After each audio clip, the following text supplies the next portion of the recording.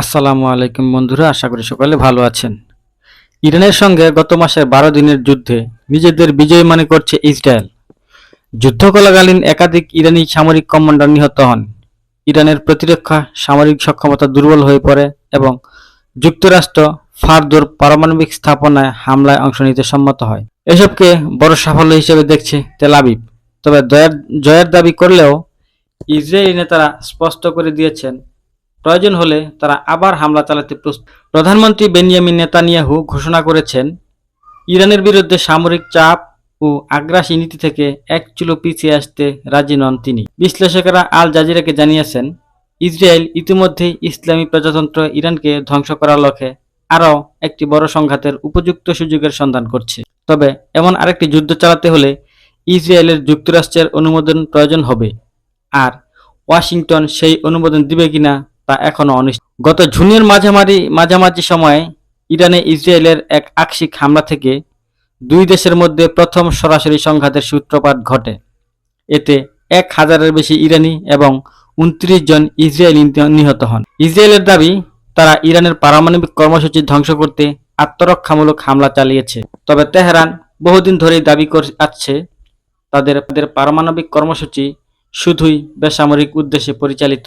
এ সপ্তাহের শুরুতে আল জাজিরাকে দেওয়া এক সাক্ষাৎকারে ইরানের প্রেসিডেন্ট মাসুদ পেজেশকিয়ান বলেন, বর্তমান যুদ্ধবিরতি কতটা দীর্ঘস্থায়ী হবে তা নিয়ে তিনি সন্দিহান। পেজেশকিয়ান বলেন, ইসরায়েলের যে কোনো নতুন সামরিক আগ্রাসনের জন্য আমরা সম্পূর্ণ প্রস্তুত।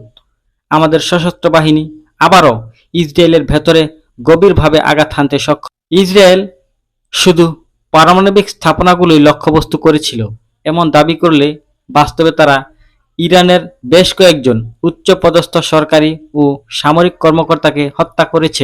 ইরানকে দুর্বল করা ও দেশটিতে সরকার উৎখাতের চেষ্টা হিসেবেই এই হামলাকে স্পষ্টত দেখা হচ্ছে। ইরান বিষয়ক বিশেষজ্ঞ ও যুক্তরাষ্ট্রের বামঘেঁষা গবেষণা প্রতিষ্ঠান কুইন্স ইনস্টিটিউটের সহ প্রতিষ্ঠাতা ও নির্বাহী ভাইস প্রেসিডেন্ট তিতা পার্সি বলেন, নেতানিয়াহু আবারও সেই মিশনে নামার সুযোগ খুঁজছেন। ইসরায়েলে আবারও হামলা চালাতে চাওয়ার পেছনের কারণগুলো হলো, তারা চায় ইরানকে সিরিয়া বা লেবাননের মতো বানাতে, যেখানে ইসরায়েল যখন খুশি তখন হামলা চালাতে পারে, কোনো রকম জবাবদিহি ছাড়াই। বিশ্লেষকেরা বলছেন, ইউরোপীয় ইউনিয়নভুক্ত দেশগুলো যদি আবার ইরানের উপর কঠোর নিষেধাজ্ঞা আরোপ করে, তবে সেটি ইসরায়েলের জন্য আরেকটি যুদ্ধের সুবর্ণ সুযোগ হতে পারে। চলতি জুলাই মাসের শুরুতে মার্কিন পররাষ্ট্রমন্ত্রী মার্কো রুবিও জার্মানি, ফ্রান্স ও যুক্তরাজ্যের পররাষ্ট্রমন্ত্রীদের সঙ্গে এক বৈঠকে বসেন। সেখানে তারা একমত হন যে আগামী আগস্টের মধ্যে নতুন কোনো পারমাণবিক চুক্তি না হলে ইরানের বিরুদ্ধে জাতিসংঘ নিরাপত্তা পরিষদের নিষেধাজ্ঞাগুলো পুনর্বহাল করা হবে। 2015 সালে ইরানের সঙ্গে ইউরোপীয় ইউনিয়ন, যুক্তরাষ্ট্র সহ অন্য বিশ্ব শক্তিগুলোর পারমাণবিক চুক্তি সই করার পরও এই নিষেধাজ্ঞাগুলো প্রত্যাহার করা হয়নি।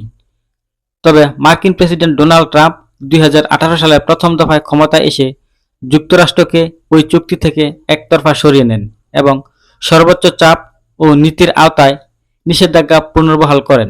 এখন যদি ইউরোপীয় ইউনিয়নভুক্ত দেশগুলো একই পথ অনুসরণ করে, তবে ইরান পরমাণু অস্ত্র বিস্তার সংক্রান্ত যে চুক্তিটি তা থেকে ইরান সরে আসতে পারে, এমনটাই আশঙ্কা করছেন বিশ্লেষকেরা।